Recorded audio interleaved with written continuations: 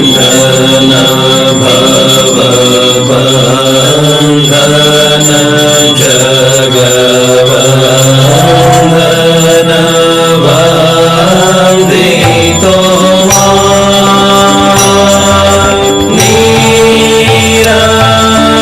निरञ्जन नररूपधर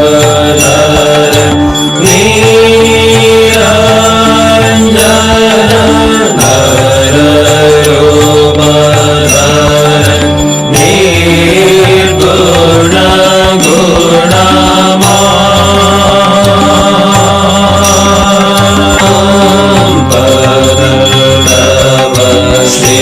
श्रीपद भव पुष्पद वारियथा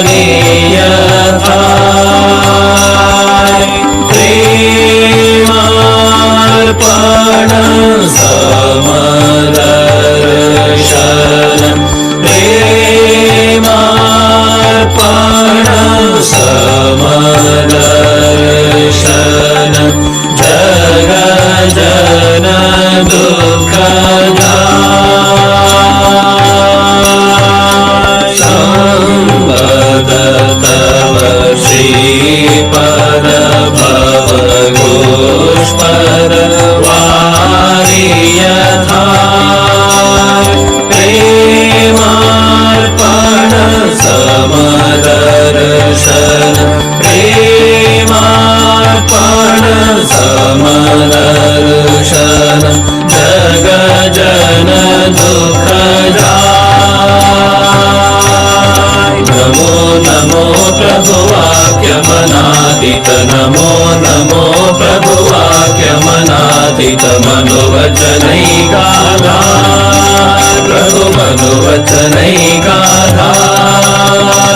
ज्योतिर ज्योति उजल हृदि कंदर ज्योतिर ज्योति उजल हृदि कंदर तुमि तम भंजनहार प्रभु तुमि तम भंजनहार नमो नमो प्रभु वाक्यमनादित नमो नमो प्रभु वाक्यमनादित मनोवचनैकाधार प्रभु मनोवचनैकाधार ज्योतिर ज्योति उजल हृदि कंदर ज्योतिर ज्योति उजल हृदि कंदर तुमि तम भंजनहार प्रभु तुमि तम भंजनहार धिधि लंग रंग भंग बाजे अंग संग मृदंग धिधि लंग रंग भंग बाजे अंग संग मृदंग गायचे छंद भक्त वृंद आरती तुम्हार गायचे छंद भक्त वृंद आरती तुम्हार जय जय आरती तुम्हार हर हर आरती तुम्हार शिव शिव आरती तुम्हार खण्डन भवबन्धन जगवन्दन वन्दितो जय श्री गुरु महाराज जी की जय।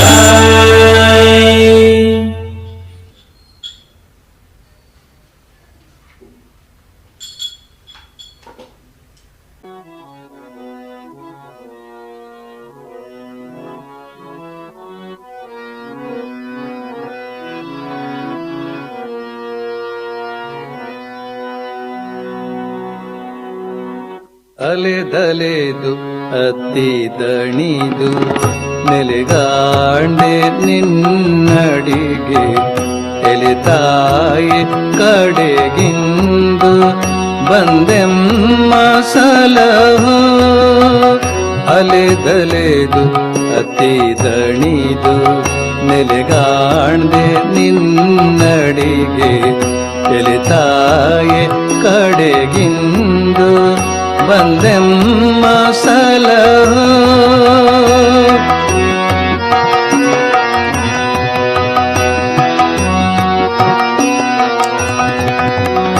ಕೊನೆ ಇಲ್ಲ ಕೊರೆ ಇಲ್ಲ ಈ ನಮ್ಮ ದುಃಖಕ್ಕೆ ಕೊನೆ ಇಲ್ಲ ಕೊರೆ ಇಲ್ಲ ಈ ನಮ್ಮ ದುಃಖಕ್ಕೆ ಮನದಲ್ಲಿ ಬನದಲ್ಲಿ ನೆಮ್ಮದಿಯೂ ಏನಿದಿಲ್ಲ ಕೊನೆ ಇಲ್ಲ ಕೊರೆ ಇಲ್ಲ ಈ ನಮ್ಮ ದುಃಖಕ್ಕೆ ಮನದಲ್ಲಿ ಬನದಲ್ಲಿ ನೆಮ್ಮದಿಯೂ ಏನಿದಿಲ್ಲ ಜನುಮಗಳು ಕಳೆದು ದುಃಖ ಮಿತಿ ಮೀರುತ್ತಿದೆ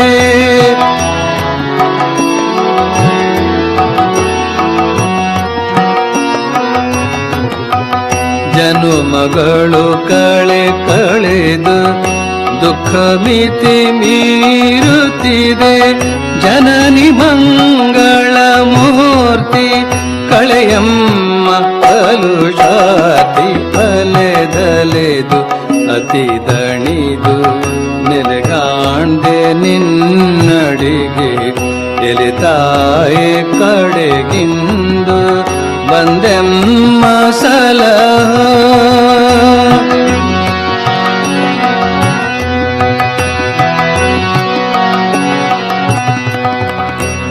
ಪರಮಹಂಸರ ಕರುಣೆ ರೂಪಿಣಿಯೇ ನೀತಾಯೆ ಪರಮಹಂಸರ ಕರುಣೆ ರೂಪಿಣಿಯೇ ನೀತಾಯೆ ಹರತನವನರಿಯದಿಹ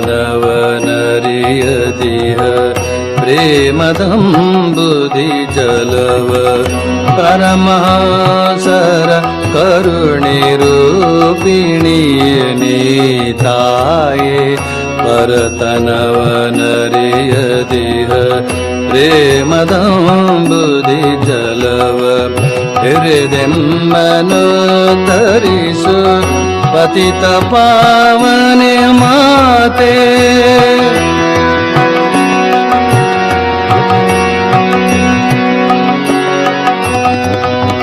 ಹಿರಿದೆಮ್ಮನು ಧರಿಸು ಪತಿತ ಪಾವನೆ ಮಾತೆ ಶಾರದಾಯಿನಿ ಪರಮೆ ಅಕಳಂಕ ಕರಿತೆ ಅಲೆದಲೆದು ಅತಿ ದಣಿದು ನೆಲೆಗಾಂಡೆ ನಿನ್ನಡಿಗೆ ಎಲಿತಾಯೆ ಕಡೆಗಿಂದು ಬಂದೆಮ್ಮ ಸಲಹ ಅಲೆದಲೆದು ಅತಿ ದಣಿದು ನೆಲೆಗಾಂಡೆ ನಿನ್ನಡಿಗೆ ಎಲಿತಾಯೆ ಕಡೆಗಿಂದು ಬಂದೆಮ್ಮ ಸಲಹ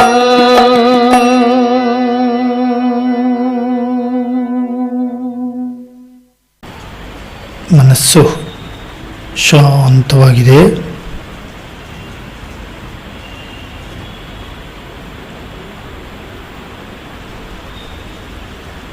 ಶ್ರೀರಾಮಕೃಷ್ಣರ ಆ ದಿವ್ಯ ಮೂರ್ತಿಯನ್ನು ನೋಡ್ತಾ ಇದ್ದೀವಿ.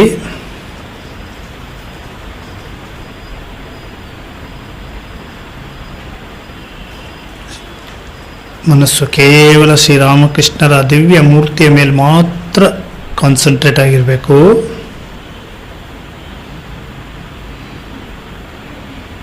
ಬೇರೆ ಎಲ್ಲೂ ಮನಸ್ಸು ಹೋಗಬಾರ್ದು.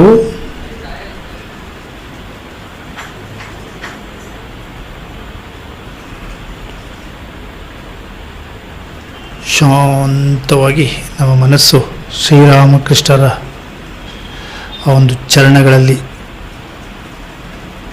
ಸಾಷ್ಟಾಂಗ ಪ್ರಣಾಮವನ್ನು ಮಾಡಿ ಶ್ರೀರಾಮಕೃಷ್ಣ ಎದುರಿಗೆ ನಾವು ಕೂತಿದ್ದೀವಿ.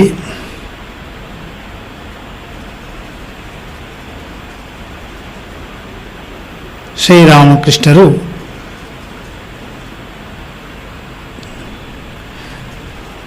ನಾವು ಮನಸ್ಸಿನಲ್ಲಿ ಶ್ರೀರಾಮಕೃಷ್ಣರ ಮುಂದೆ ಕೆಲವು ಪ್ರಶ್ನೆಗಳನ್ನ ಕೇಳ್ತಾ ಇದ್ದೀವಿ. ಭಾವಿಸ್ಕೊಳ್ಳಿ, ಶ್ರೀರಾಮಕೃಷ್ಣರು ಉತ್ತರಿಸ್ತಾ ಇದ್ದಾರೆ.